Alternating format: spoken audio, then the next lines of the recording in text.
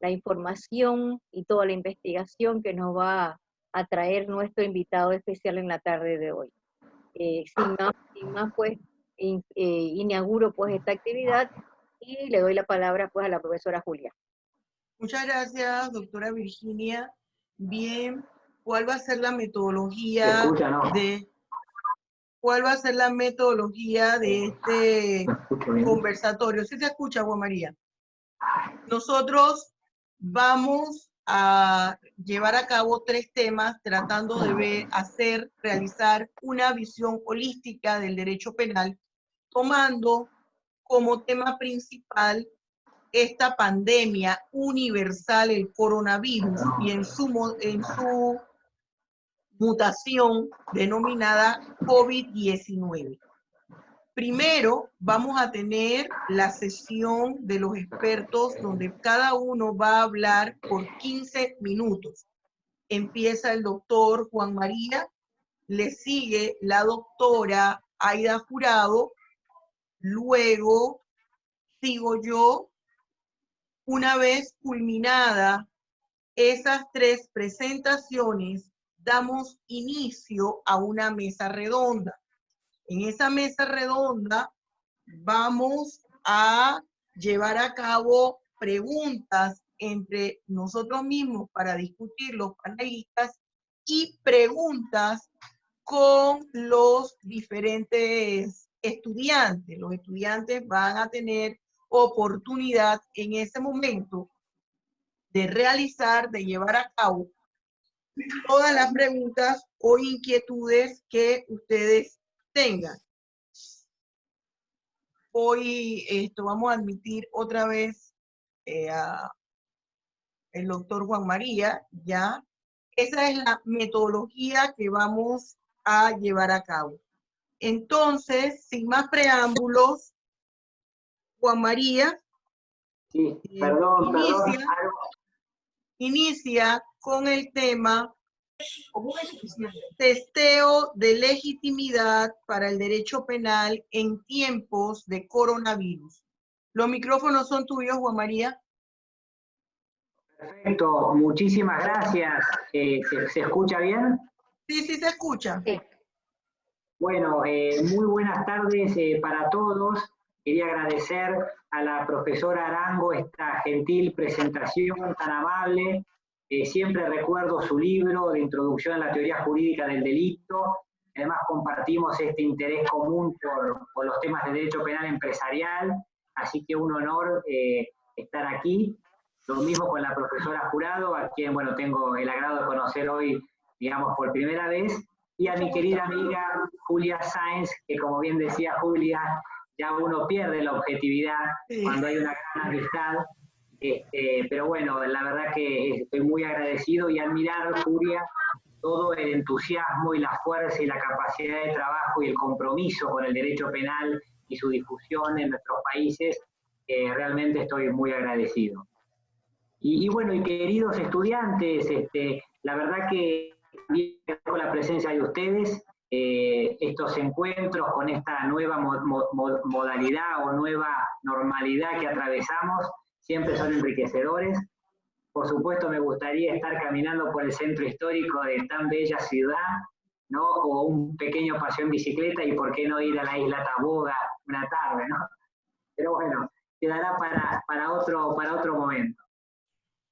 Bueno, yo en este espacio que me asignaron, quería compartirles un poco, digamos, qué es lo que estamos viendo aquí en la Argentina y cómo estamos enfrentando este problema desde la óptica del derecho penal. En primer lugar, yo siempre les quiero comentar que el derecho penal en realidad siempre es un termómetro que mide el grado de libertad que tiene una sociedad en un momento determinado. Porque es evidente que el derecho penal está siempre en juego, en tensión entre la libertad, entre el bien común, entre la seguridad pública, las garantías individuales. Hay una tensión natural, siempre y en toda la historia lo existió. Entonces, en esta tensión natural, yo creo que siempre es importante ir o recurrir a nuestros textos constitucionales, que son los que nos van a dar el timón, el horizonte sobre el cual adaptar un derecho penal para que sea constitucional. En la Argentina, como en Panamá, yo me quería referir a 4 principios esenciales digamos, del derecho penal argentino. El primero es el de legalidad. Bien saben ustedes que no puede haber una sanción o una pena sin una ley previa. También tenemos el principio de ofensividad, ¿no? Es decir, que el derecho penal va a intervenir cuando haya lesiones a bienes jurídicos de terceros. Todo lo que es de la esfera íntima de la persona, y todo lo que es el derecho del ciudadano a ser dejado a solas por parte del Estado, pertenece a su autonomía y, digamos, no hay espacio ahí para un derecho penal. Y después el sistema de garantías, ¿no? Las garantías constitucionales del proceso penal y, sobre todo, que las leyes que las reglamenten no alteren su esencia, no alteren su contenido.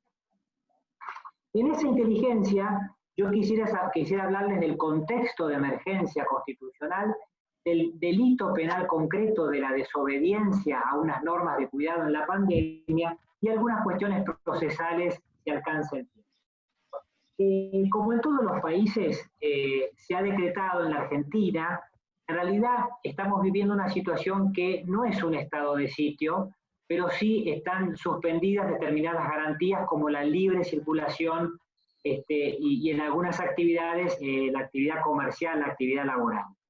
Porque hubo un decreto de necesidad y urgencia en marzo, el 19 de marzo de este año, que digamos, impuso una norma de hacer, esta de permanecer en los hogares, y una norma de no hacer, es decir, no desplazarse y no concurrir a los lugares de trabajo. Es una norma de urgencia porque el Congreso, digamos, está en receso. La Constitución argentina permite, para cuando hay supuestos de excepción, como esta pandemia, y cuando no se puede seguir el trámite de las leyes, recurrir a esta herramienta, sujeta, es decir, a un control después de razonabilidad. Lo paradójico, que ha sido un poco materia de discusión, es que el Poder Ejecutivo lo que ha hecho fue, digamos, hacer saber que las fuerzas del orden debían actuar recurriendo al delito de desobediencia y al delito de incumplimiento de las normas de la pandemia en caso de así detectarse algún delito. En rigor de verdad, digamos, los decretos de necesidad de urgencia no pueden incursionar en materia penal por el claro principio de legalidad, y es cierto decir que este decreto no ha creado un delito, sino que en realidad se ha remitido a la legislación penal en una suerte de recordatorio a las fuerzas de seguridad para actuar, pero no hay una afectación, si se quiere, al principio de legalidad en ese sentido. Enseguida, a los pocos días, ya hubo casos judiciales a través de un habeas corpus, sacando el tema de los detenidos que generó unos reclamos particulares por las condiciones de salud de los establecimientos carcelarios, y hubo ciudadanos que habían vuelto del país y al ser recluidos en un hotel y no poder ir a sus casas, o incluso había una persona que había viajado del exterior para atender a su madre que tampoco pudo hacerlo, los jueces han dicho que en el contexto de la pandemia, teniendo en cuenta que había algunas excepciones, que algunas actividades básicas estaban aseguradas, que el fin de alguna manera era el evitar el colapso del sistema sanitario, que todavía no hay una vacuna para enfrentar la pandemia, aparecía como razonable esta limitación a estos derechos constitucionales de tránsito en aras de este bien común o bien común superior. Se habla de una obligación del Estado de proteger la vida y la salud de los ciudadanos. Esto también lo hemos visto en el mundo, en el Tribunal Constitucional Alemán, en una sentencia del 7 de abril de este año, también ratificó la constitucionalidad de estas restricciones. Con esto, ¿qué quiero señalar? Que en principio, y aunque ya en nuestro país la cuarentena se ha extendido, ya estamos cerca de 100 días, los jueces han validado esta, digamos, restricción de derechos. Si se me permite a mí una valoración constitucional, yo creo que lo que suele siempre estar en juego aquí son distintos principios, ¿no? Y en el ámbito constitucional lo importante es qué principio tiene mayor peso en el caso concreto, ¿no? El principio de alguna manera de dignidad de la persona versus, si se quiere, el principio de salud pública, de tutela, digamos, del bienestar general de la población. han hecho que los jueces se inclinen en este caso por darle mayor incidencia, mayor preponderancia a la salud pública por fuera de los casos, digamos, de restricción de derechos, ¿no? Entonces, bueno, solucionada esta primera cuestión, digamos, de un test de constitucional a nivel, digamos, extrapenal, si se quiere, quisiera ahora analizar la norma de nuestro Código Penal que regula el tema particular. La doctora Jurado, seguramente cuando nos explique el esquema de Panamá, podamos coincidir, doctoras, que, claro, eran delitos que teníamos olvidados, ¿no? Es decir, que uno tenía que, lo daba, si se quiere, para cumplir con el alumnado, ¿no? Es decir, dar algún ejemplo, pero no eran casos, digamos, que nos convoquen en la práctica o que de alguna manera resulten un interés. Hemos todos tenido que ir a repasar. Y aparte, otra cosa interesante, son delitos que tienen todos los problemas de derecho penal, ¿no? Porque son delitos de peligro abstracto, muchos, son delitos agravados por el resultado, son delitos de bienes jurídicos supraindividuales como la salud pública. Es decir, ha sido una interesante ocasión para repensar todos los problemas que tenemos siempre los penalistas. Y el artículo 105 no escapa a esta discusión. Fíjense cómo está redactado en nuestro país. Será reprimido con prisión de 6 meses a 2 años. Yo después de esta conferencia se las voy a pasar con un link, así que para que ustedes también las lean más tranquilos. Pena de prisión de 6 meses a 2 años al que violare las medidas adoptadas por las autoridades competentes para impedir la introducción o propagación de una pandemia. Pena privativa de la libertad de hasta 2 años. En la Argentina eso implica que no es una pena de prisión efectiva, ya que si la persona no tiene antecedentes condenatorios, puede ser cumplida en suspenso. Pero es un clásico delito de una ley penal en blanco, ¿no? Digamos, el delito viene integrado por una normativa extrapenal propia de la administración, ¿no? El que violar esas medidas adoptadas por las autoridades competentes. Ustedes bien sabrán que las leyes penales en blanco lo que tienen es, digamos, la sanción penal, pero el comportamiento o la tipicidad específica queda en manos de un órgano que no es el Poder Legislativo. Presenta algún problema desde el punto de vista de la legalidad, pero en la medida en que se entiende que son materias que cambian, que se modifican, por lo menos en la Argentina se han validado este tipo de normas penales en blanco. Y después aquí aparece el bien jurídico para impedir la introducción o propagación de una epidemia. Un pequeño paréntesis con Italia. ¿Cómo ha resuelto Italia esta cuestión? Italia, cuando empieza toda esta cuestión de la pandemia, sacan un delito penal especial enseguida para todos aquellos que violan las medidas de aislamiento. Y después, al mes, un poco retroceden por esto y solamente sancionan a aquel que viola las normas de aislamiento siendo COVID positivo. ¿Por qué cito el caso de Italia? Porque en Italia me parece que es interesante cómo ha jugado el derecho penal de última ratio. ¿Qué significa con esto? Significa que los italianos tienen claro esta idea de dejar reservado para el derecho penal los ataques más fuertes para los bienes jurídicos, ¿no? Y para el derecho contravencional dejar reservado los otros casos. Y esto es lo que hacen, es decir, para todas aquellas normas o personas que infringen la cuarentena sin ser COVID positivo, tienen un sistema de sanciones administrativas con penas de multa y arresto, pero por fuera del sistema penal. Esto me parece también interesante, ustedes jóvenes estudiantes, para ver un poco qué protege el derecho penal, ¿no? ¿Y qué es lo que protege el derecho penal? Y acá tenemos 2 esquemas.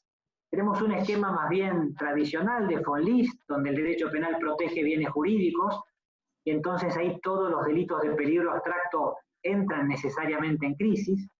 Y por otro lado tendríamos el esquema de Binding, ¿no? Donde el derecho penal en realidad protege deberes de colaboración, deberes de solidaridad, obligaciones para con el Estado. Entonces allí el derecho penal podría legitimar este tipo de sanción.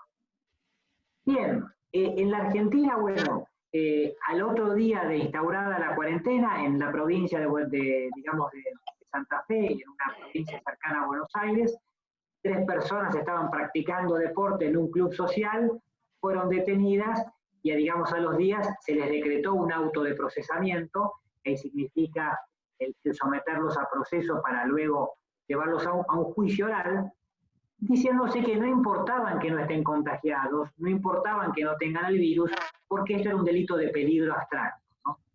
Es decir, un delito de peligro abstracto donde no es necesario acreditar una lesión o un bien jurídico, sino que basta su puesta en peligro. Después sí se han producido hechos, si se quiere, un poco más graves, que están vinculados con una persona que, sabiendo que tenía el virus, concurrió a un cumpleaños con la tragedia que contagió a su abuelo, el abuelo falleció, todo un drama, de pena natural incluso, pero que la pena de prisión puede llegar hasta 15 años, porque si uno va al tipo penal específico, tiene una pena de prisión para aquel que, por negligencia, en este caso había que ver si había un dolo eventual, contagia y además se agrava por el resultado de producción de muerte. Después también había otro caso de un señor que volvía del Uruguay en el buquebús, en el buque, también con COVID positivo, generó también el contagio de otras. Tradicionalmente la Argentina, en el 1800, no me quiero equivocar, 1891, en la figura tradicional de este delito, sancionaba al que violaba las normas, pero que violaba la cuarentena. Es decir, ya estaba en los 40 días, ¿no? Entonces, uno podría decir, claro, ya cuando llevamos más de 100 días, por lo menos en Argentina, ya hay, además del hartazgo social, se complica un poco más la cuestión, ¿no? Porque pareciera ser que el derecho penal históricamente hablaba siempre de 40 días. Esto, ya es cierto que ya es bastante. Pero bueno, ¿cómo reducir? Yo creo que el desafío tanto de los abogados como de los jueces y de los dogmáticos, aquí con los profesores calificados, yo pensaba, tenemos que pensar en algún grupo de casos que pueda reducir el derecho penal. Para los casos realmente de infracción de normas administrativas, pero que tengan un contenido materialmente disvalioso para nuestra sociedad. Y yo pensaba, hice una lista como de 3 supuestos. El primero, obviamente, es para aquel que viola el aislamiento teniendo COVID positivo. Es decir, claramente quien tiene, un test positivo y sale de su casa y entra en contacto con otros, realmente está poniendo en marcha un riesgo totalmente desaprobado. Después, por otro lado, aquellos que han vuelto del exterior, repatriados, como es el caso de algunos argentinos que están fuera del país y han regresado, ahí también hay normas de aislamiento por 15, 20 días, que entiendo que si se violan también estas normas, la persona muestra una falta de consideración hacia sus conciudadanos y hacia el ordenamiento jurídico. Y después aquel que tal vez sin tener un COVID positivo, tiene los síntomas característicos de la enfermedad y no obstante ello, viola las normas de aislamiento. Hablando entonces en estas cuestiones, yo creo que esta es la única, por lo menos una posibilidad para reducir un delito que es formalmente de peligro abstracto, para hacerlo más compatible con el espíritu de nuestra Constitución y tornarlo así un delito de peligro concreto. La otra cuestión que tenemos que enfrentar con las leyes penales en blanco es cuando las leyes extrapenales se modifican. Es decir, ¿qué va a pasar cuando el virus, Dios mediante, lo superemos? ¿Qué va a pasar con estos procesos iniciados? Si ya esas disposiciones administrativas ya van a dejar de tener vigencia, ¿no? Entonces, ahí hay todo un tema de la retroactividad de la ley penal más benigna, aunque sea una norma extrapenal. En la Argentina se ha resuelto esto en temas de derecho penal económico, y se ha dicho que por los tratados internacionales de derechos humanos, cuando la norma extrapenal se modifica, esto tiene que ser en favor del imputado. Es decir, aunque haya cambiado el contexto, se aplica la ley más benigna. Ahí yo tengo alguna discrepancia tal vez con el tema de la pandemia, porque yo creo que son más bien leyes temporales. Yo creo que en definitiva son leyes que están supeditadas a una circunstancia fáctica en el tiempo. Y no tendría mucho sentido desde el punto de vista de los deberes con el Estado, que esas normas que están destinadas a regir por un periodo de tiempo particular, superado ese tiempo, digamos, todos los delitos se hayan borrado, ¿no? Me parece a mí. Lo que tal vez el Estado podría hacer en los casos menos graves es tal vez hacer una amnistía o alguna cuestión como para evitar que la gente quede estigmatizada con la sentencia o con la condena penal en este tipo de delitos. Pero me refiero, por supuesto, a las infracciones menos lesivas de bienes jurídicos, ¿no? Entonces, bueno, este es un poco el pantallazo, digamos, dogmático. Ya hemos visto entonces el esquema constitucional, el esquema dogmático particular, y ahora sí, en 2 minutos más, para después no extenderme con los queridos colegas que siguen, decir algunas cuestiones de la práctica profesional, ¿no? Del abogado en estas cuestiones. Y claro, por lo menos comentarles que en la Argentina la actividad judicial está limitada, de una restricción total. Al principio hay cierta flexibilización y nos estamos acostumbrando a las nuevas tecnologías, ¿no? Es decir, a mantener una audiencia con el juez, como tuve el otro día, discutiendo una cuestión procesal a través de la plataforma esta que nos une, Zoom, y bueno, y obviamente hay cuestiones como la inmediatez o ciertas cuestiones que no las estamos perdiendo. Por supuesto que yo creo que hay que adaptarse, creo que hay cosas que como abogados tenemos que superar, pero sí tal vez llamar la atención sobre un acto procesal que me parece importante, que es la detención de un particular y su inmediata puesta a disposición de las fuerzas del orden, y de ahí tomarle o recibirle declaración, lo que en la Argentina llamamos declaración indagatoria, que es cuando la persona detenida tiene que dar lo que es su descargo, su defensa material. Yo pienso que ahí lo que tenemos que asegurar es la inmediatez con su abogado defensor y la inmediatez con el juez que va a resolver sobre su libertad. Yo entiendo las exigencias de distanciamiento social, pero me parece que cierto consentimiento del imputado en algunas ocasiones puede no ser válido.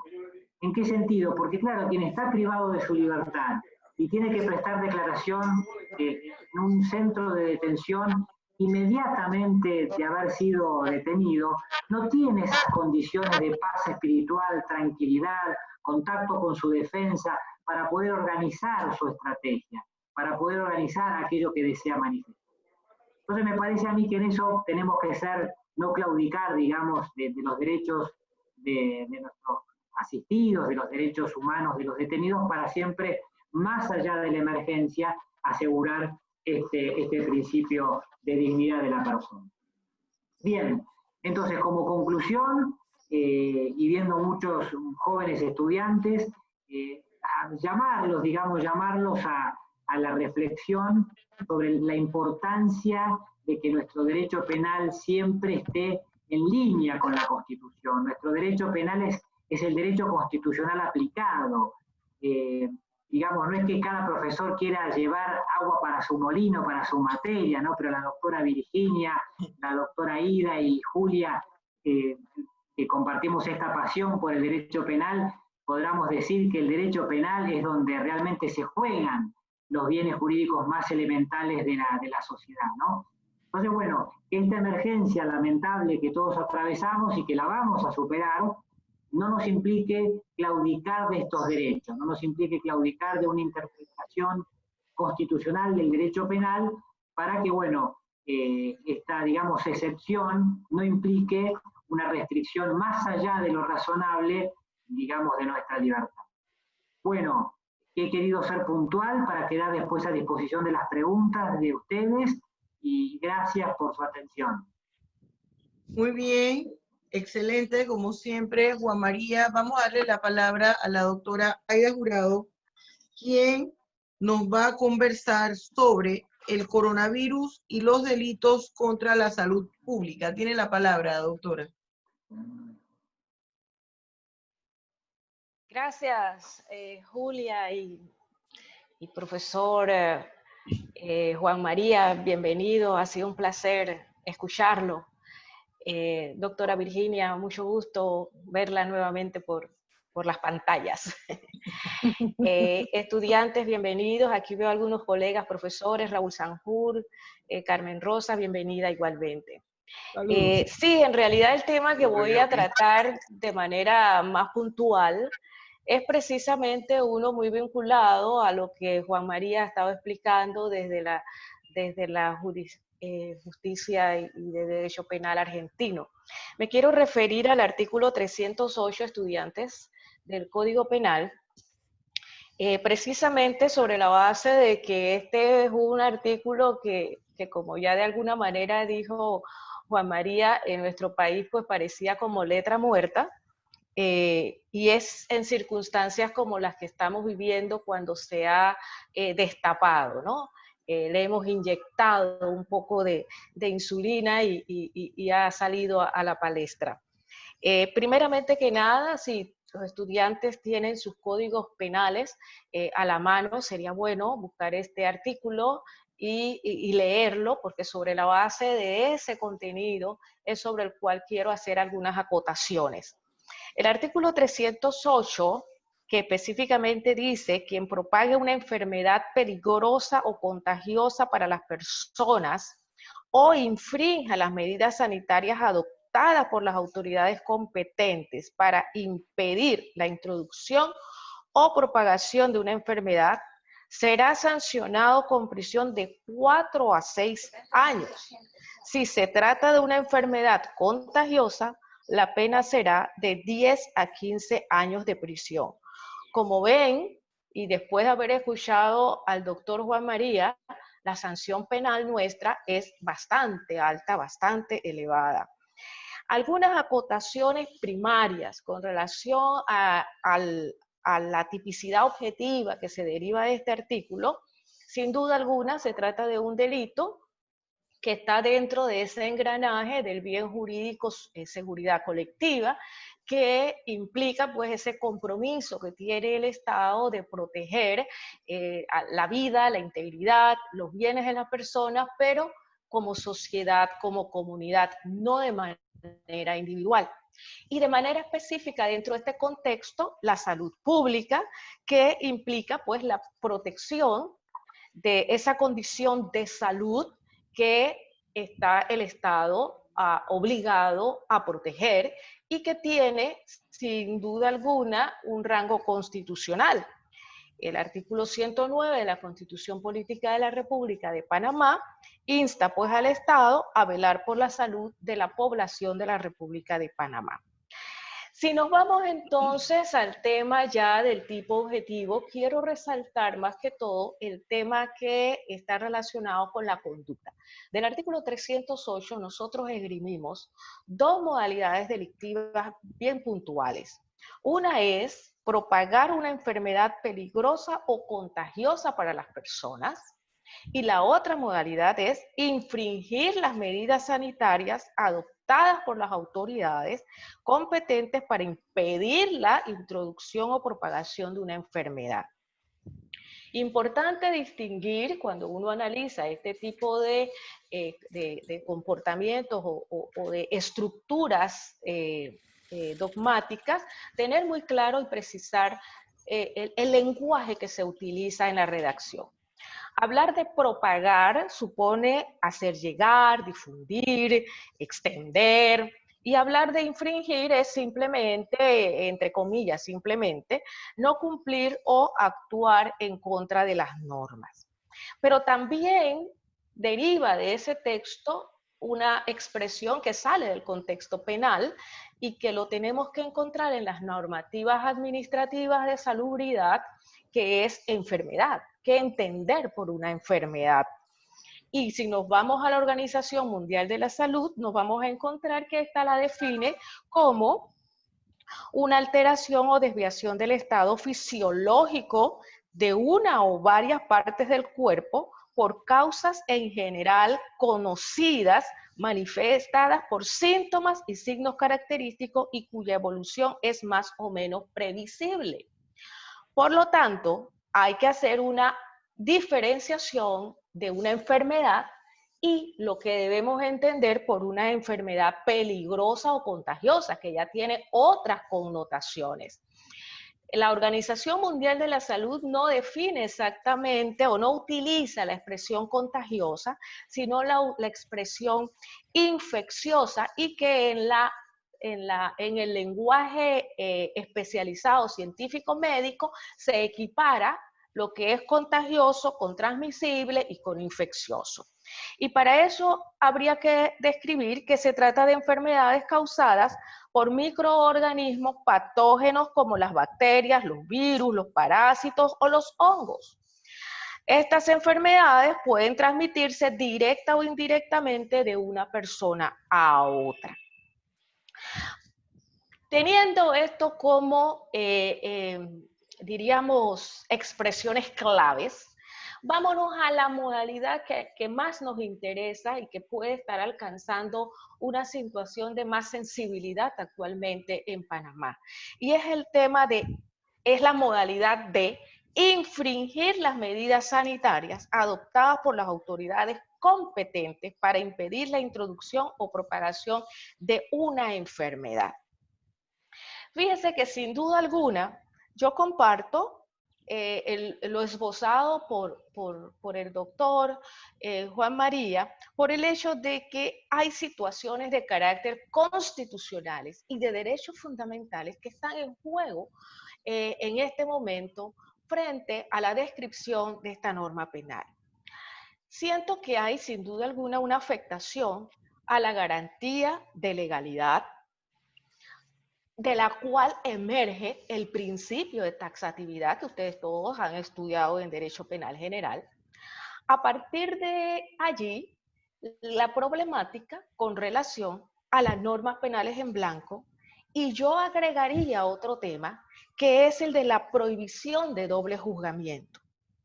Me animo también a evidenciar o a reflexionar sobre el principio de derecho penal mínimo y sobre el principio de proporcionalidad.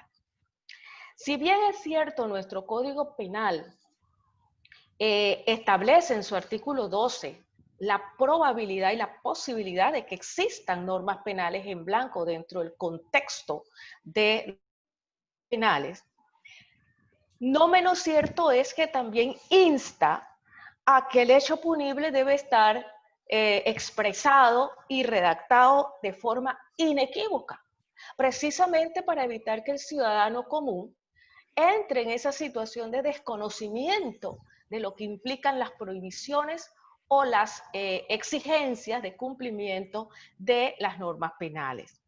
Y el artículo 12 en su segundo párrafo dice que cuando un hecho punible requiere de una norma de igual o inferior jerarquía, lo complemente, será necesaria la existencia de esa norma jurídica complementaria. El tema es que nuestra jurisprudencia a lo largo del tiempo y tomando en cuenta también a nuestros doctrinarios en materia penal, ha hecho el planteamiento de que sí, las normas penales en blanco pueden entenderse desde el punto de vista de la técnica legislativa. Es imposible que el Código Penal lo diga todo, ¿verdad? Así que hay que hacer un espacio para esto, pero eso debe cumplir con algunos requisitos fundamentales. Y es poder encontrar con certeza la norma jurídica legal o reglamentaria a que remite la norma penal en blanco para complementarse. Es decir, para poder identificar ese precepto o ese supuesto de hecho que la norma penal prohíbe u obliga. Y en estos momentos tenemos una situación bien compleja porque quien tiene las competencias para determinar en un momento determinado cuáles son esas medidas de salubridad o de que tenemos que respetar los ciudadanos, tendríamos primero que recurrir al código sanitario que está en nuestro país vigente desde 1947 y que en ninguna de sus partes he encontrado de manera taxativa cuáles son las infracciones que se amoldan o que se acomodan a esta exigencia penal.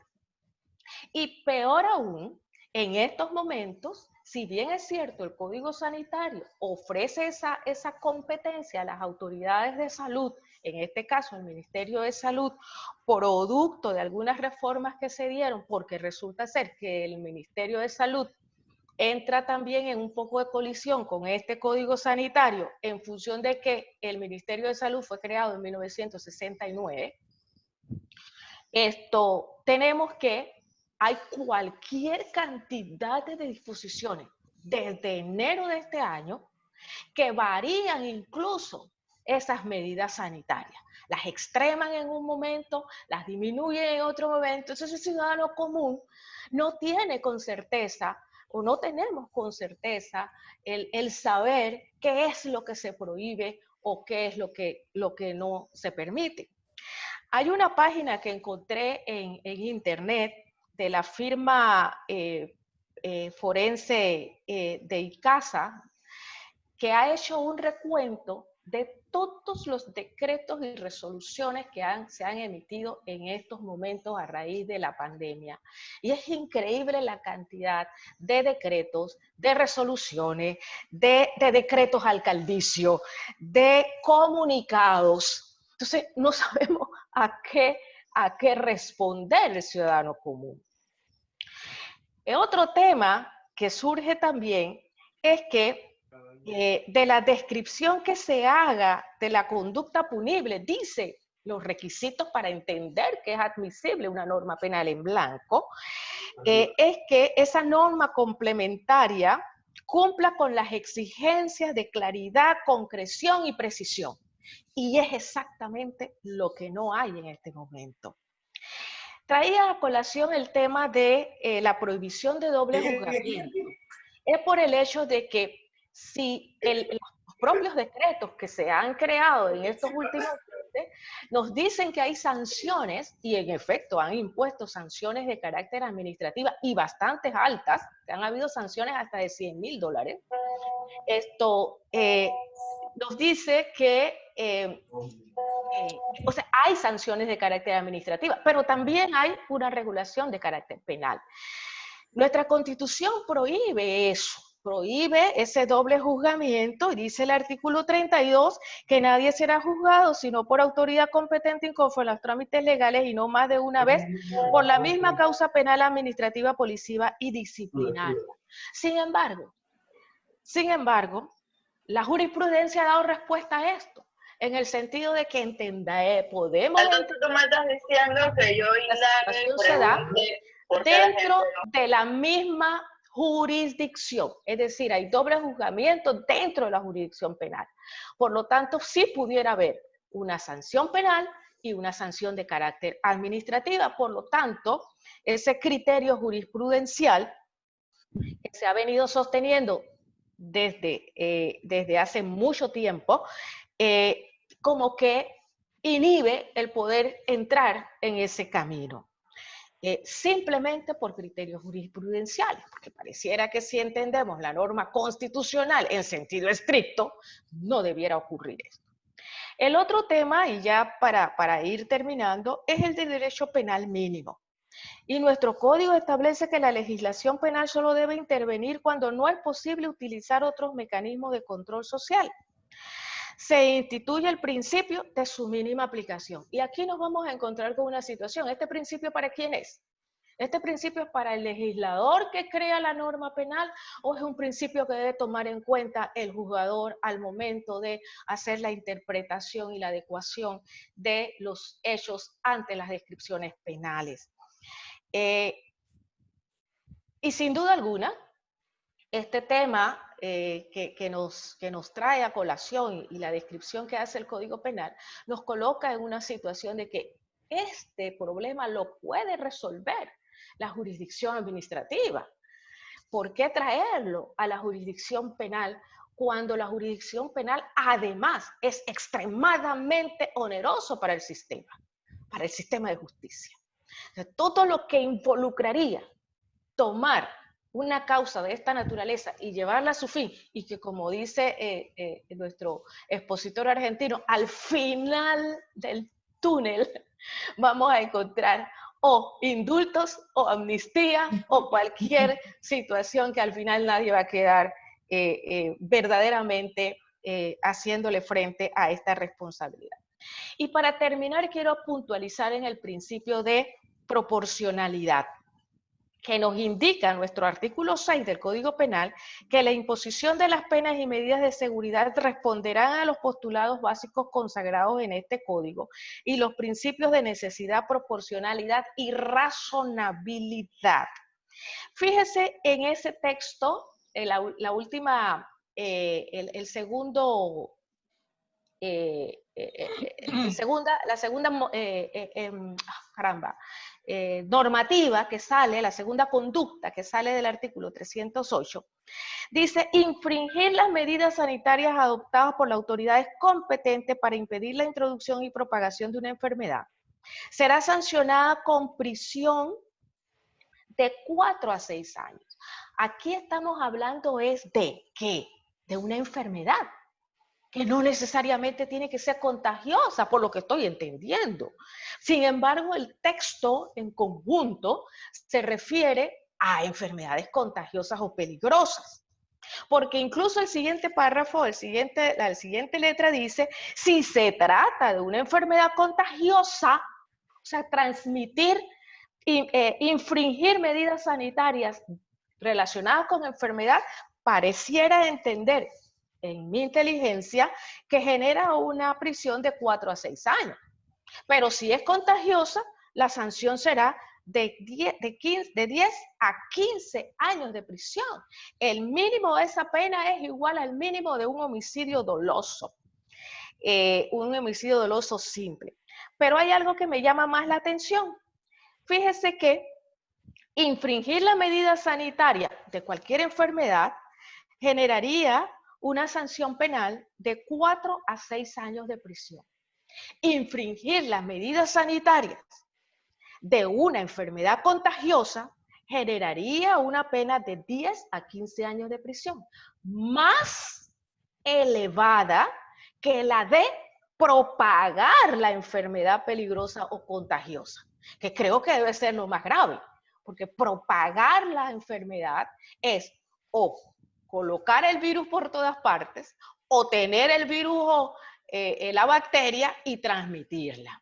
Me parece que ya hay una actividad más dolosa que el infringir una medida sanitaria.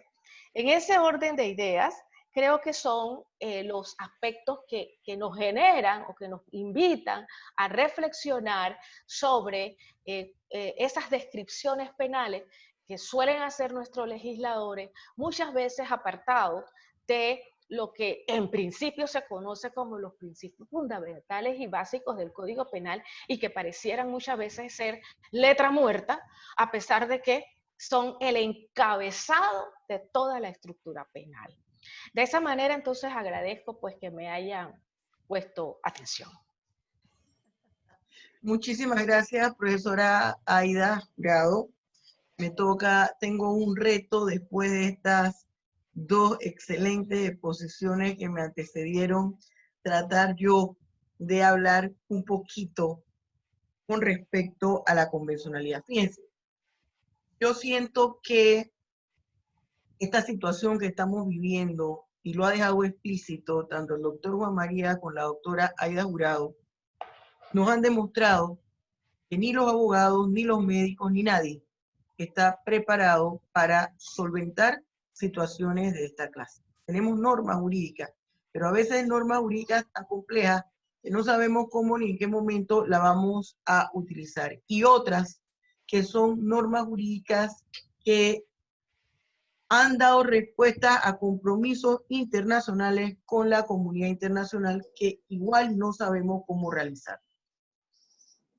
Por eso es que he decidido ahora ponerme a investigar un poco sobre la convencionalidad, el derecho penal y el coronavirus.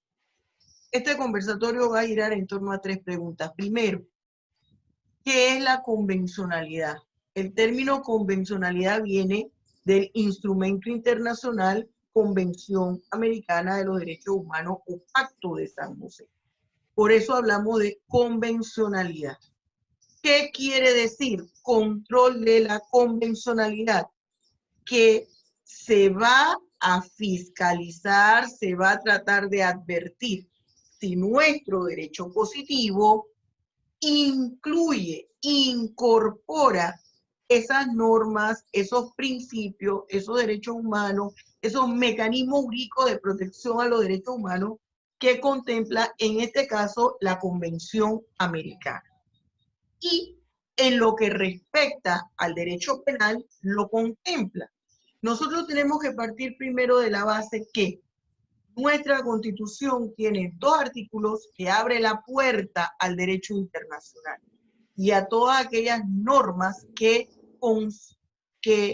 consagren, protejan derechos humanos. Uno de ese artículo es el artículo 4 de la Constitución, que señala que Panamá asume el derecho internacional, adopta el derecho internacional, es decir, todas aquellas normas jurídicas de las cuales él es suscriptor forman parte de nuestro derecho positivo. Y luego está el artículo 17 que señala de la Constitución que todos esos derechos, le voy a dar la idea de lo que dice la norma, no la textualidad, todos aquellos derechos que contempla nuestra Constitución no son excluyentes de derechos que contemplen otras normas jurídicas. ¿Qué quiere decir eso? Que además de los principios y derechos humanos que allí se contemplan en nuestra Constitución Política Panameña, también vamos a tomar en cuenta, el juez al momento de individualizar la pena, tomará en cuenta aquellos derechos humanos que se establecen en otras. ¿Qué pasa con nuestro Código Penal? Nuestro Código Penal, siguiendo ese principio de constitucionalización, que ese principio de constitucionalización nos habla que en cuanto a nuestro derecho positivo, al momento en que se están elaborando, estructurando las normas jurídicas, deben seguir los lineamientos y conceptos que establece nuestra Constitución. ¿Y qué establece nuestra Constitución? Que aceptemos las normas del derecho internacional en materia de derechos humanos y todas aquellas normas que también los contemplan. Nuestro Código Penal sigue esos lineamientos y tiene su artículo 5, que permítame, quiero leerlo textualmente, dice así: las normas y los postulados sobre derechos humanos que se encuentran consignados en la Constitución Política y en los convenios internacionales vigentes en la República de Panamá son parte integral de este código. Además, son mínimos y no excluyentes de otros derechos que incidan sobre los derechos fundamentales y la dignidad de la persona humana. Aquí hemos tratado de hablar brevemente del marco conceptual de la convencionalidad, que implica el control de la convencionalidad y su relación con el derecho penal. Ahora vamos a ver lo que nos plantea la situación que estamos viviendo a nivel mundial y que nos ha trastocado la vida y que nos ha enseñado que nosotros organizamos agendas a veces hasta con un año de diferencia. Programamos viajes, programamos eventos, publicaciones, muchísimas cosas. Y Dios Todopoderoso nos ha enseñado, no somos nada con esto. No sabemos ahora mismo, estamos conversando aquí y algo sucede.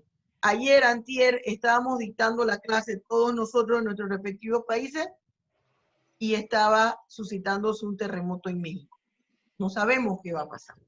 Bien, entonces, ¿qué pasa con el coronavirus? Las medidas que se toman al respecto, la hemos visto desde el punto de vista penal. ¿Qué nos dice nuestro control de la convencionalidad en materia de derecho penal? ¿Se puede hacer?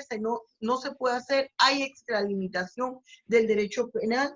Pues yo considero que no hay una extralimitación en materia penal, porque los instrumentos jurídicos internacionales no lo señalan. Por ejemplo, en la Convención Americana hay 3 artículos. El artículo 4 que habla del derecho a la vida, el artículo 15, que habla del derecho de reunión, y el artículo 22, que nos habla del derecho de circulación y residencia, por tomar algunos. ¿Qué nos establecen allí? Claro, toda persona tiene derecho a transitar libremente por donde desee, sin que nadie le suspenda este derecho, si no existe una orden escrita por autoridad competente y usted sabe todos los requisitos. Y que nos podemos asociar libremente y en los lugares que queramos y cuando queramos. Sin embargo, esa misma norma internacional de derechos humanos, esa misma Convención Americana o Pacto de San José nos señala situaciones en que aún viviendo nosotros en un sistema democrático, se pueden limitar el ejercicio de esos derechos. ¿Y cuándo es? Cuando se trata de proteger la salud, cuando hay problemas de seguridad nacional, y hay otras situaciones que ahí plantean, pero yo toqué estas dos porque están relacionadas ampliamente. Por tratar de controlar un problema de salud, se nos puede venir un problema de seguridad nacional grande.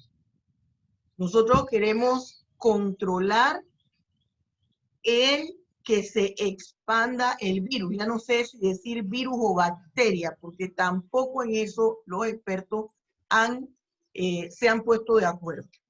Tomamos medidas de cuarentena. Cuarentenas temporales, medias cuarentenas, porque no tenemos una cuarentena completa desde el punto de vista en que podemos acudir a lugares específicos como es supermercado, farmacias, una clínica y algunas actividades de trabajo que no se puedan hacer por teletrabajo.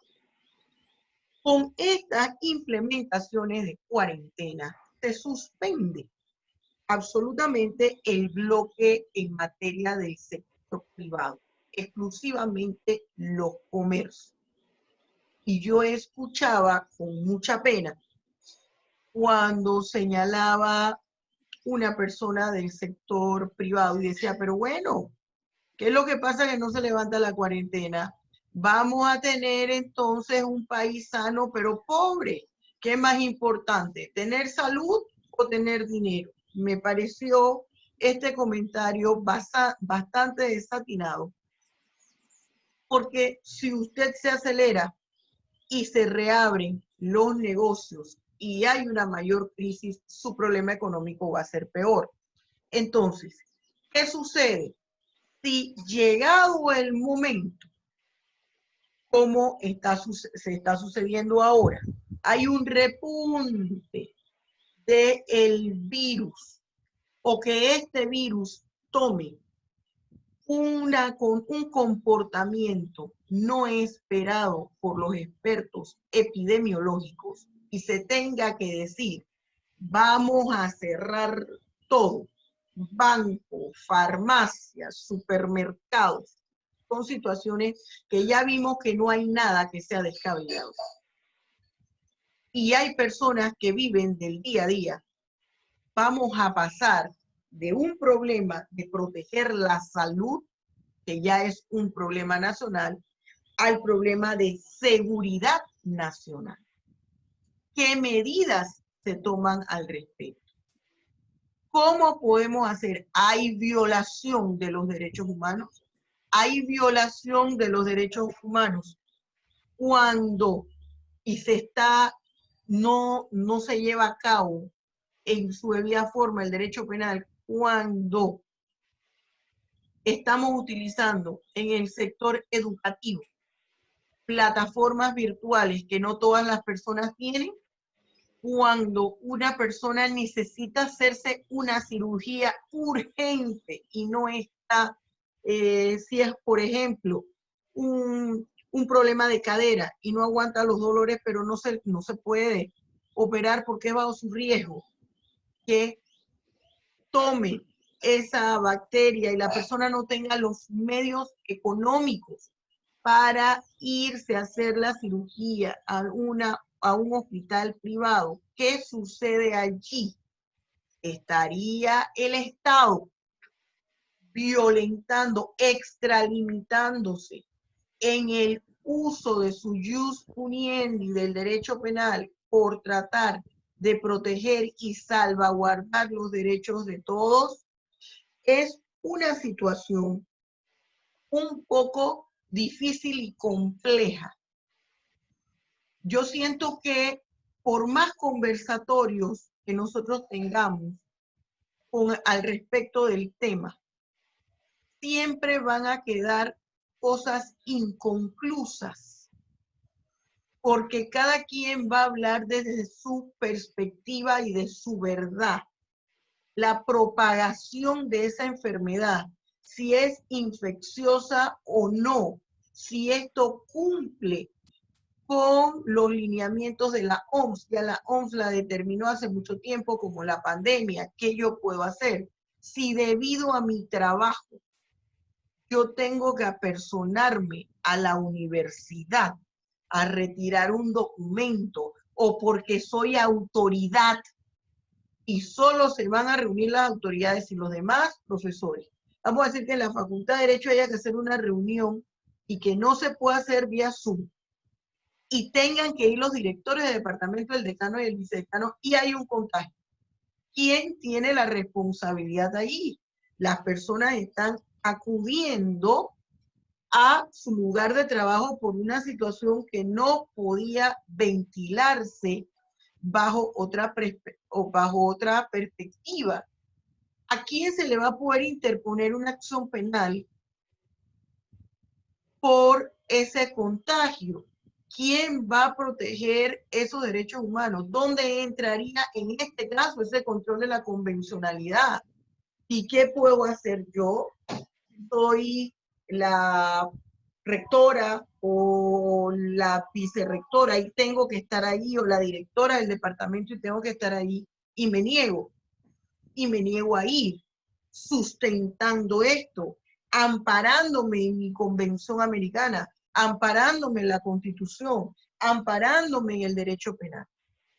Son situaciones complejas que la respuesta absoluta no la tenemos. Lo importante, y ya siento que es un avance, que nosotros estemos analizando esto, porque tenemos todavía mucho tiempo que recorrer.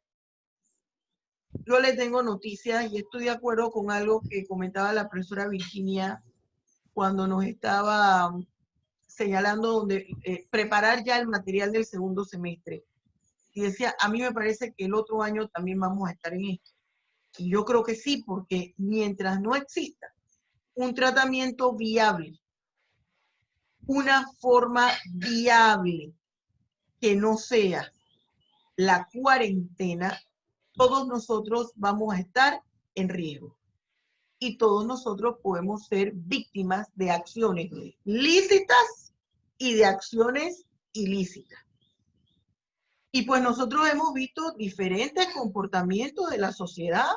Vimos hace unos días un colectivo político que se reúne en un restaurante de la localidad cuando hay medidas sanitarias.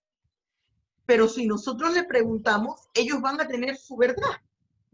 Ellos van a tener su explicación a eso y va a pasar con cada uno de nosotros.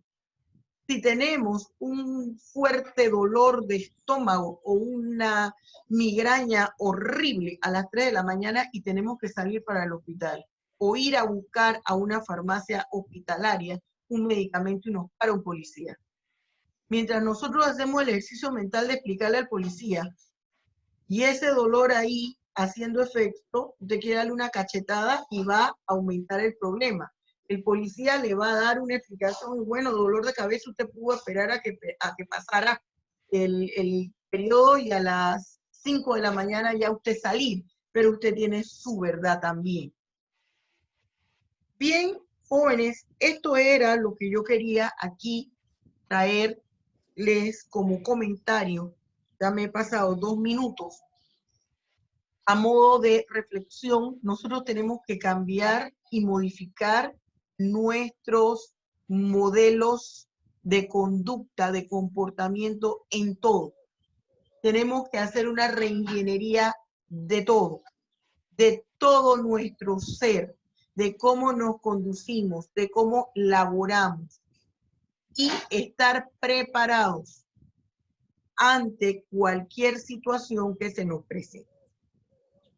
Dicho esto, concluyo el periodo de las presentaciones para abrir el periodo de la mesa redonda, en las cuales vamos a interactuar tanto los panelistas entre nosotros mismos y los panelistas y el auditorio. Yo solo voy a lanzarle para iniciar una pregunta a mis colegas panelistas y darle la oportunidad que los estudiantes también interactúen y pregunten.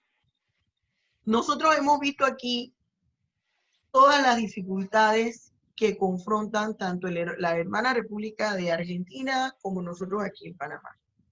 Si ustedes fuesen las personas encargadas de decir, voy a dar una solución o tratar de dar una solución a través del Código Penal, a través de la normativa penal, a través del derecho penal, que pudiera mejorar la condición que en la cual nosotros nos encontramos, ¿ustedes qué dirían?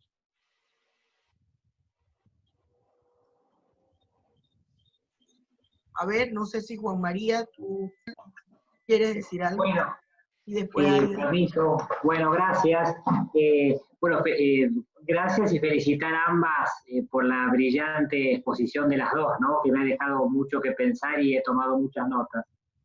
Mira, Julia, yo creo que ahí Aida ha dado en la tecla cuando nos hablaba del principio de proporcionalidad, del principio de razonabilidad. Yo creo que, a ver, el derecho penal nunca va a resolver los problemas de una sociedad, y es como la herramienta con la cual uno pretende resolverlos, ¿no? Yo creería que acá, como decía Ida, la última ratio, el derecho penal mínimo, digamos, van a ser, hay que respetarse. Lo que sí tal vez se podría hacer es reforzar un derecho, primero, bueno, obviamente el ejemplo, ¿no?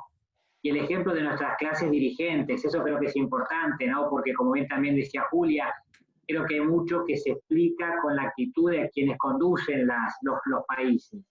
Y dicho también, y aquí las tres colegas de la universidad, ¿no? Las mujeres, tenemos que aprender nosotros, han liderado este momento de manera más eficiente que nosotros los varones, ¿no? En el modelo por lo menos que se ha visto en Europa. Eso también es un dato para tomar en cuenta. A lo que yo voy es, yo creo que hay que tal vez reforzar el derecho administrativo. O sea, superado el tema del ejemplo, superado el tema de ético, superado el tema de los valores de solidaridad, también creo que es importante, tal vez reforzar, si se quiere, con un derecho sancionatorio, pero que no sea el derecho penal, porque después tenemos un problema, que si lo usamos, después como no es efectivo y termina siendo desproporcional, pierde su legitimidad, ¿no? Ese es el problema de recurrir al derecho penal como primera solución, que lo banalizamos cuando es la herramienta importante, pero para casos graves, ¿no? Muy bien. Aida, ¿tú qué consideras? Yo coincido con el doctor Juan María y es más, yo creo que las herramientas las tiene nuestro Código Penal, con todo ese catálogo de principios y garantías que no solamente son principios y garantías estructurados en nuestro código, sino que derivan o su fuente está, como dijiste tú en un momento, en la normativa internacional, en la normativa convencional de derechos humanos, en la normativa constitucional. El tema, a mi juicio, es un tema de de política criminal desorientada, de política criminal desubicada, con una dirección que no se sabe hacia dónde va, y creo que ahí es donde está el kit del asunto. Definitivamente que a mi juicio estos temas, como dijiste tú, van a tener una explicación y una respuesta constantemente. Hay un choque de situaciones, el choque de la salud pública y el choque también individual de cada persona de querer sobrevivir frente a esta situación. Habemos quienes, gracias a Dios, podemos recibir un salario quincenal, pero hay muchos que no. Entonces, ¿dónde entra este rejuego entre proteger a la salud pública, pero también hay un conglomerado de personas que necesitan, por circunstancias muy personalísimas y de derechos humanos, tener que incumplir muchas veces todas estas medidas sanitarias? Entonces yo creo que aquí el tema está en manos desafortunadamente, en manos de los políticos que han manejado esta situación sin las herramientas técnicas que la doctrina y la propia legislación nos dan. Es cierto, yo comparto ese punto de vista y yo pensaba extraer la política de lo que está sucediendo, cosa que es muy difícil, pero sí creo que una respuesta está en aplicar aquí derecho penal mínimo, que esto quede en la esfera meramente administrativa y fortalecer la política criminal o criminológica, como le quieran llamar. Nosotros requerimos en Panamá de la presencia de un instituto de política criminal definida para que se diseñen programas tanto de prevención como de represión. La gente piensa que política criminal nada más es la propuesta de normas jurídicas, y no, eso tiene un espectro mucho más amplio, y darle oportunidad a que los técnicos opinen, porque este problema de coronavirus a nivel mundial ha activado los niveles de incidencia de figuras delictivas clave que afectan a la administración pública, como es la corrupción de servidores públicos, como es el peculado. Y después que pase un tiempo y finalicen los periodos, tendremos entonces nosotros que analizar el problema del enriquecimiento injustificado. Fíjate una cosa, Julia. Ajá. Y perdona que te interrumpa. No, no, sí, para eso es la mesa redonda y ahora estamos esperando a los estudiantes.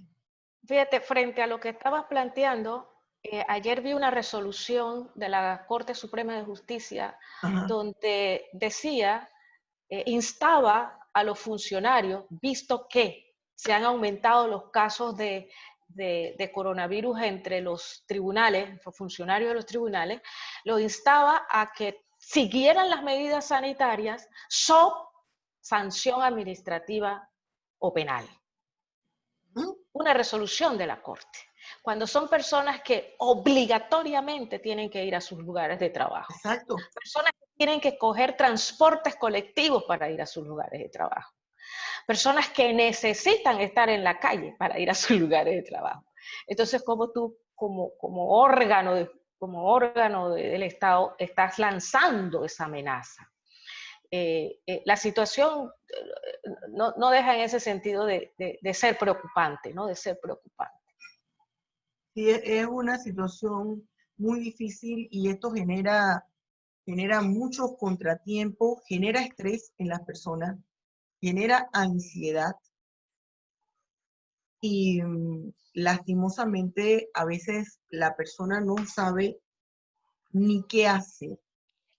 Quisiera ahora darle la oportunidad a los estudiantes que tengan a bien, ya sea presentar su opinión, hacer un cuestionamiento. Este es un tema que no es fácil, no es difícil. Fíjense, seguirnos a lo penal, en lo educativo, cuando se nos cae el sistema, usted no puede dar una clase, se cayó el Zoom, no dejó entrar el Google, el Chrome, el no Chrome. Y yo decía al principio que aquí en la casa se estaban riendo porque yo tenía todas las computadoras prendidas.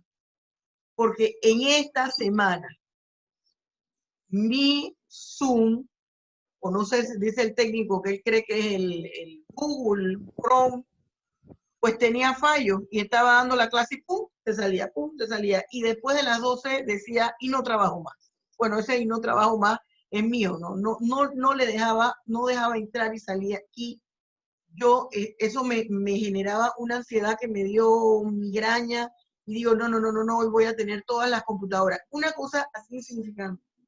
Ahora, imagínense los otros temas que hemos estado aquí tocando, el estrés y la afectación a la salud y a la salud social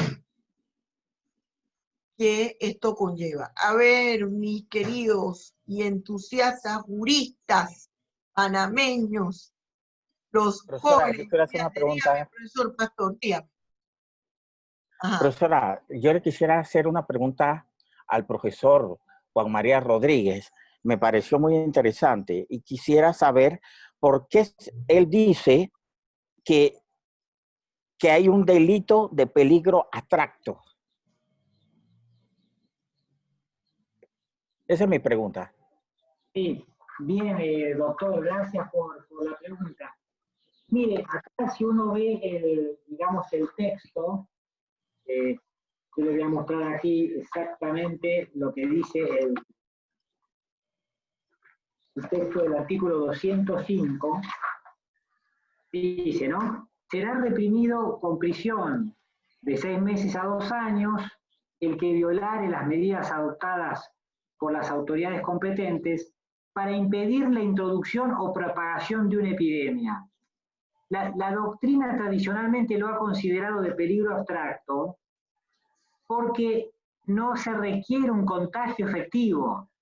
Es decir, no se requiere que haya una persona dañada o afectada, ¿no? Simplemente que se violan esas normas para impedir la introducción o propagación de la epidemia, con independencia de que la persona esté, digamos, infectada o contagiada, o que incluso estando contagiada no contagia a nadie. Vendría a ser un delito de desobediencia, si se quiere, o donde no hay una lesión directa a un bien jurídico, sino que claramente, en terminología de Jacobs, uno diría que ahí lo que se infringe es la norma, ¿no? La estabilización de la norma. Por eso yo proponía, doctor, para reconducir, como señalaba Ida, ¿no? Estos delitos que en principio son de peligro abstracto, para respetar el principio de proporcionalidad, tal vez el juez pueda reorientarlo y convertirlo en un delito de peligro concreto en su interpretación judicial. No, a eso me refiero.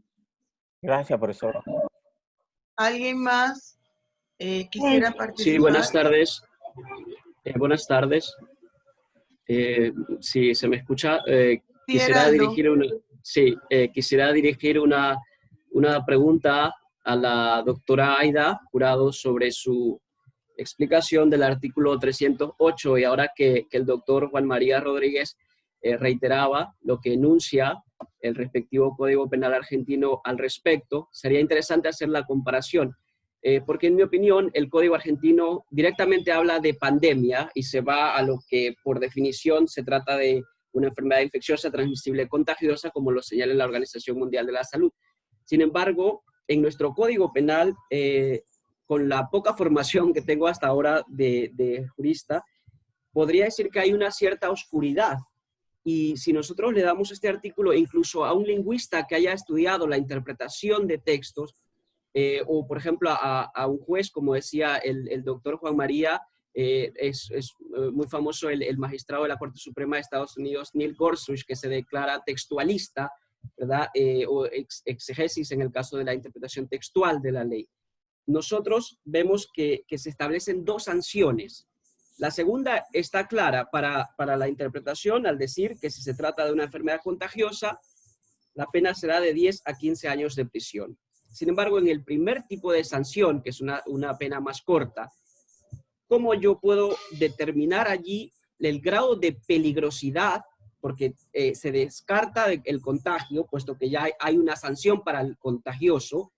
En el primer párrafo, en el primer apartado, dice para una enfermedad peligrosa.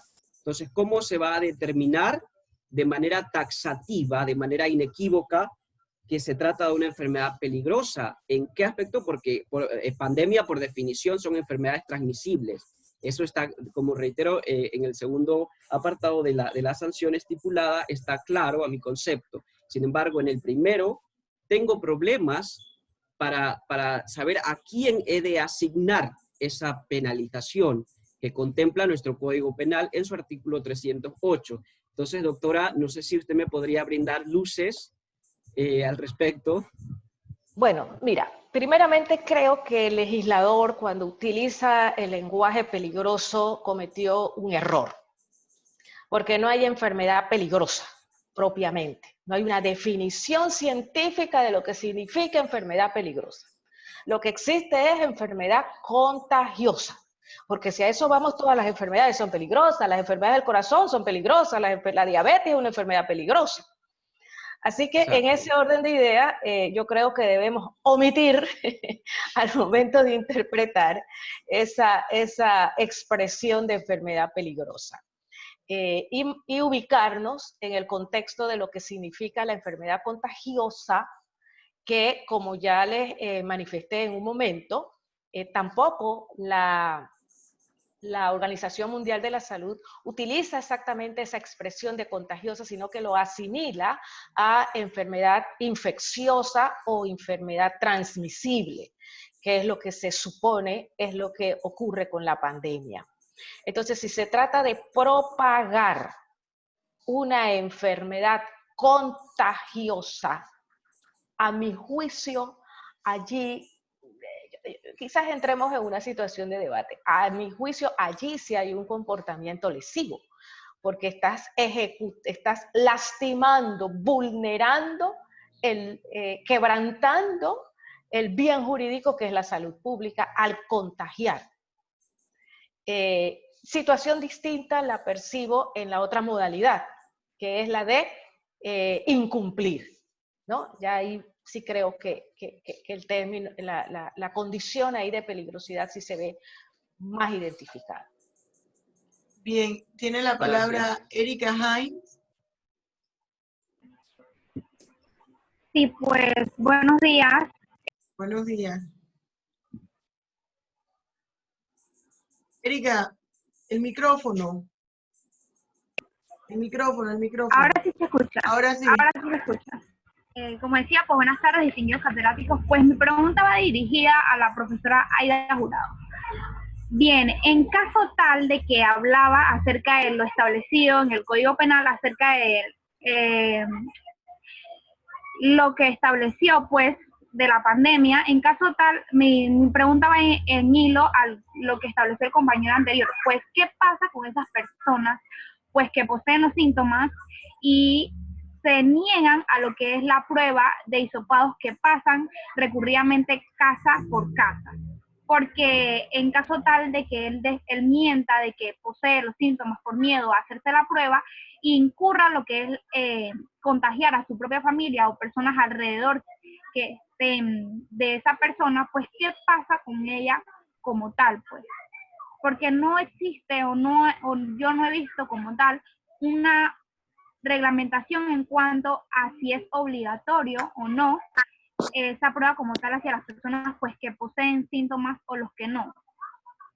Bueno, la verdad que la pregunta resulta bien interesante, ¿no? Es parte de la complejidad que genera todo esto.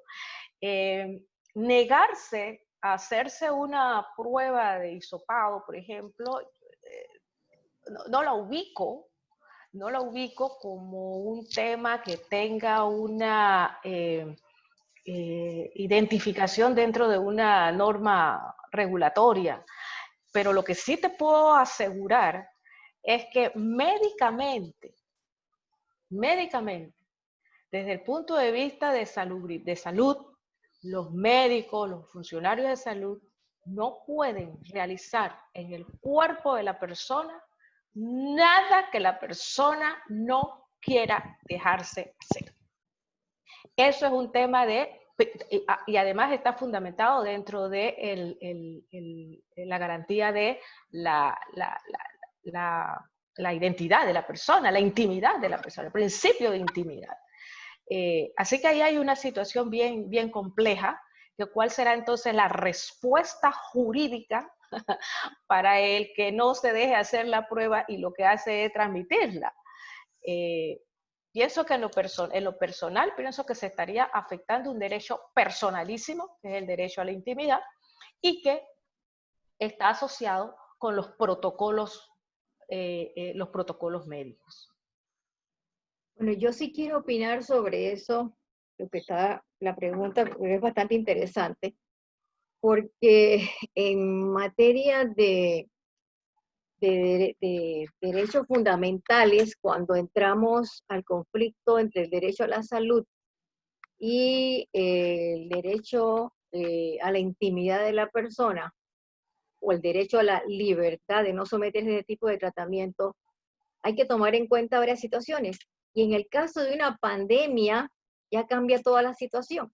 En una situación normal, nadie está obligado a someterse a ese tipo de tratamiento. Pero cuando entramos al aspecto de una pandemia en la cual es obligatorio que la persona que se someta a ese tratamiento, entonces ya no es violatorio el derecho a la intimidad. Ese es, por ejemplo, el caso de que posteriormente venga la vacuna. Hay personas que dicen, no, yo no me voy a poner la vacuna del COVID.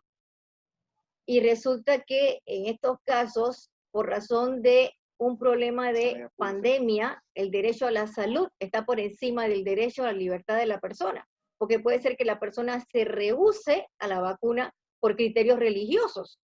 Pero en este caso, ese derecho de libertad religiosa o esa libertad que tengo ya queda por debajo, porque lo que va a primar es la salud pública.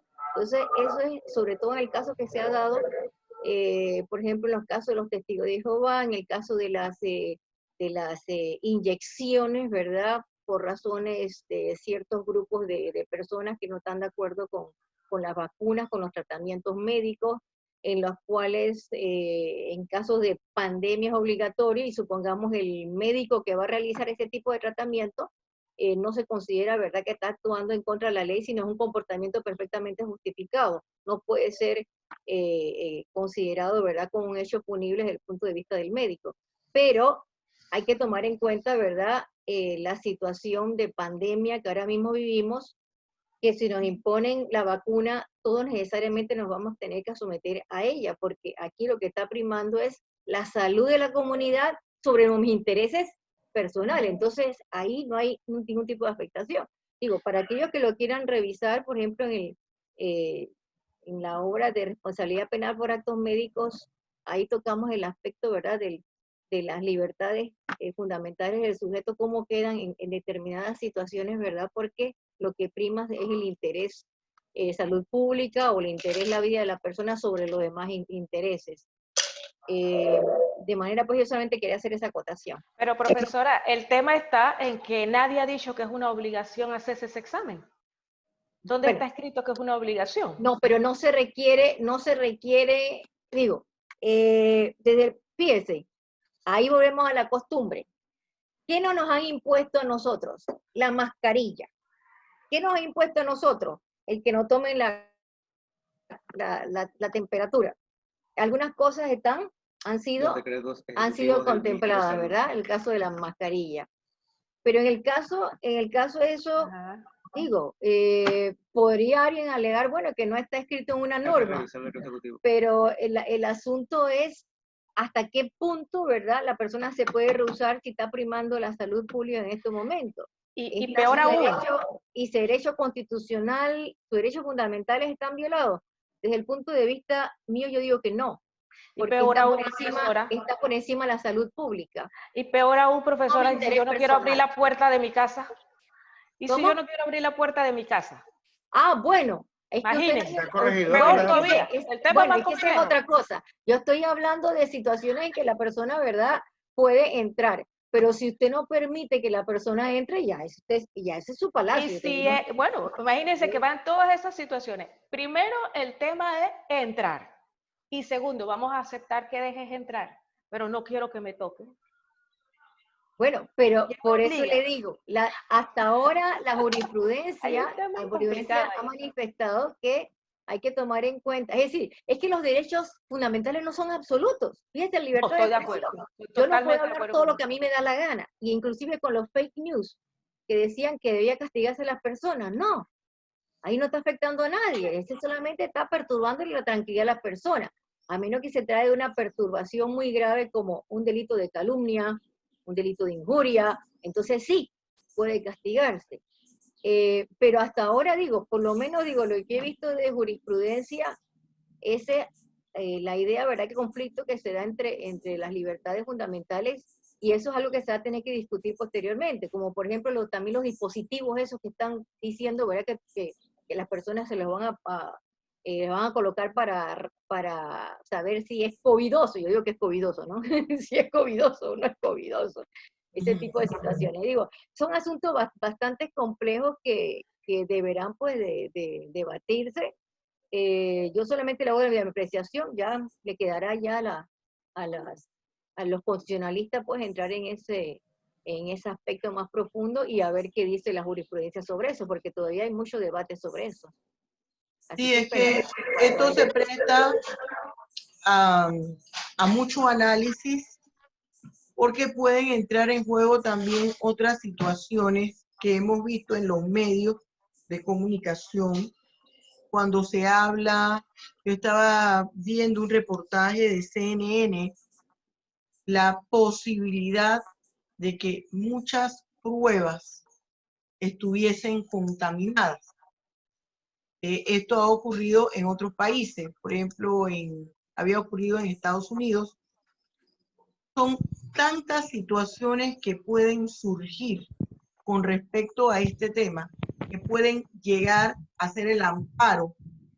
Estoy hablando amparo no del recurso, sino amparo en términos generales, para que una persona presente su negativa, porque estaríamos entonces hablando de bienes jurídicos que no estarían en el mismo nivel, en la misma posición. Este es un tema ampliamente complejo. Tenemos aquí, a ver, por oye, que levantó la mano. Yo creo que se le cayó el sistema. Ajá. Dime, Reinalín. Muy buenas tardes, en verdad me pareció muy interesante la exposición de cada uno, porque es un tema que, como bien lo han dicho, nadie se lo esperó, o sea, nadie se espera que estas situaciones ocurran. Y siento que, por ejemplo, con el derecho comparado que se hizo, aquí en Panamá hay una sanción mucho más grave que en otros países. Pero me encantaría saber si hay algunas normativas internacionales con respecto a este tema que rijan, por ejemplo, en nuestro país, y si aquí en Panamá, ustedes, a discreción de ustedes, el derecho penal puede incluir algo más que ayude a la fiscalización de, ejemplo, los salvoconductos, el uso irracional de los salvoconductos aquí en Panamá, que en ese caso, a mi parecer, cada persona a la discreción que él use su salvoconducto está poniendo en riesgo la salud de otras personas, porque la mayoría de los casos que hay aquí en Panamá son personas que son asintomáticos. Entonces, ¿qué puede incluir? ¿Qué otra conducta puede incluir el derecho penal de nosotros? Y si aquí en Panamá hay alguna normativa de derecho internacional que esté rigiendo con respecto a este tema. Bueno, yo diría algo sencillo con respecto a los salvoconductos. En materia penal no existe taxativamente un delito que tenga que ver con el salvoconducto. Pienso que aquí hay situaciones de carácter administrativa que deben regularse mejor.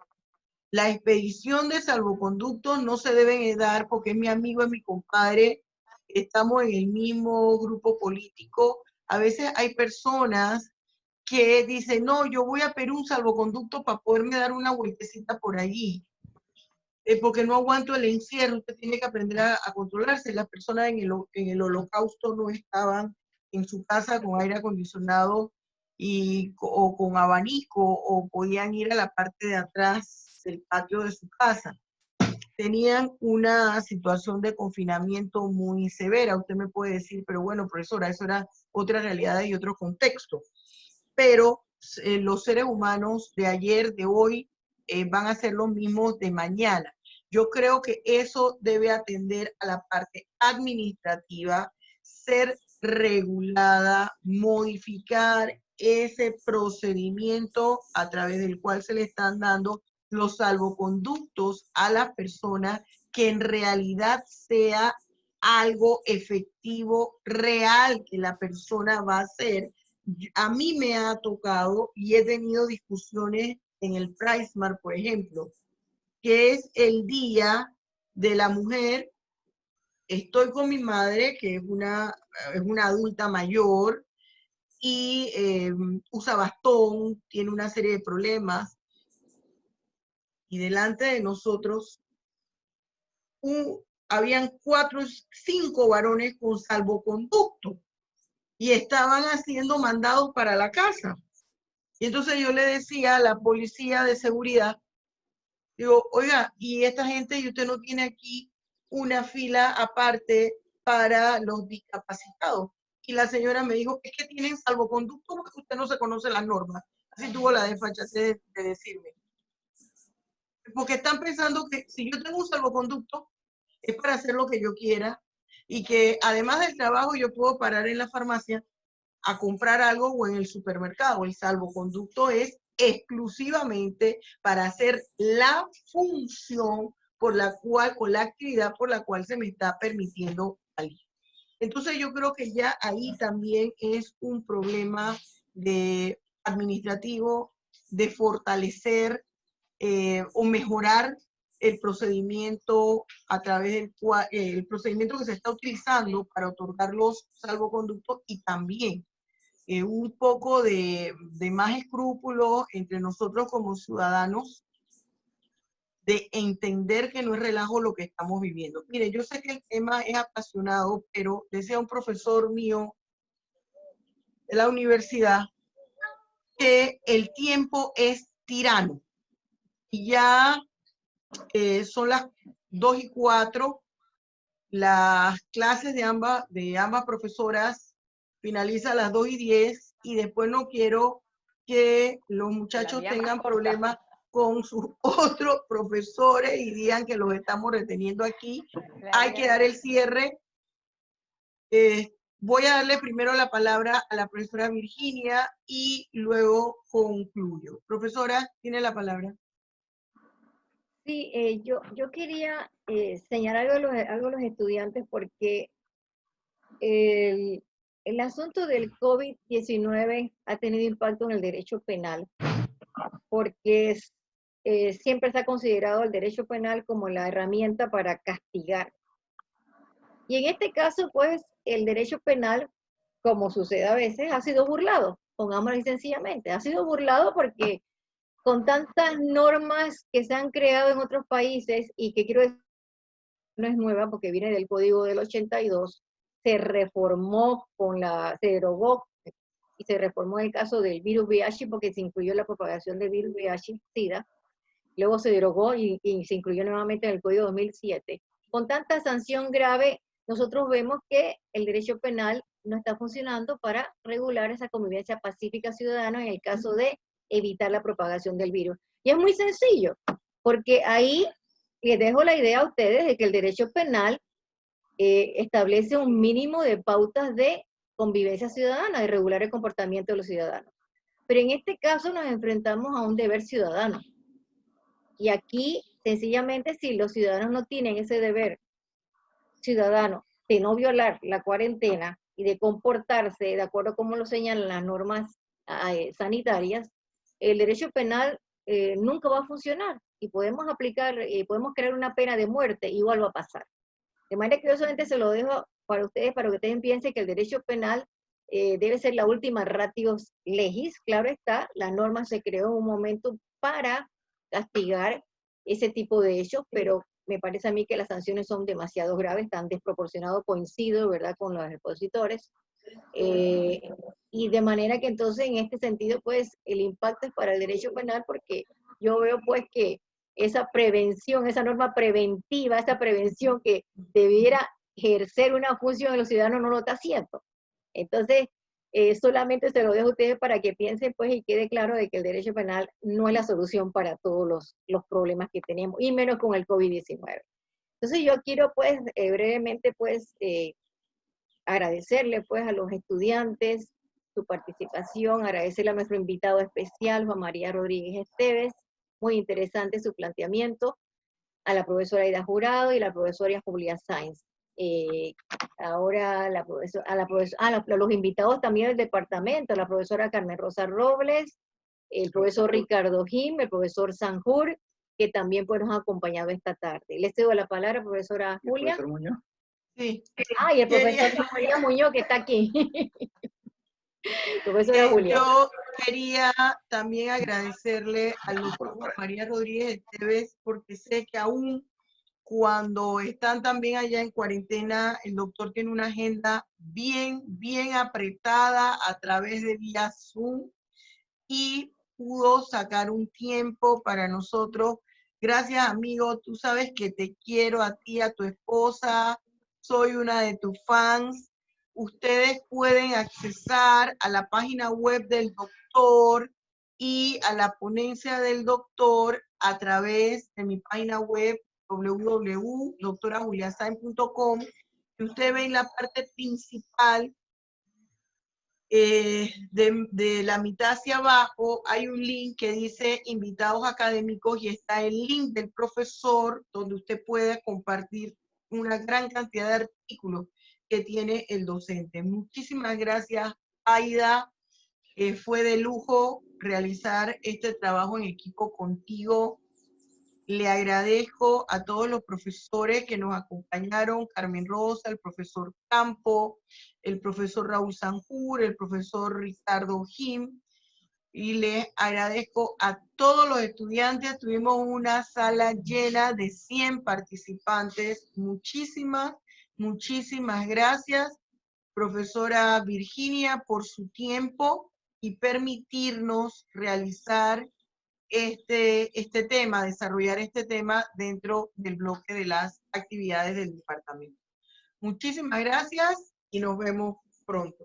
Hasta luego. Chicos, chao colegas. Los Chao, quiero, doctor muchachos, Juan hasta María. luego. Gracias. Bueno, bye. Muchas gracias, hasta luego. Hasta luego.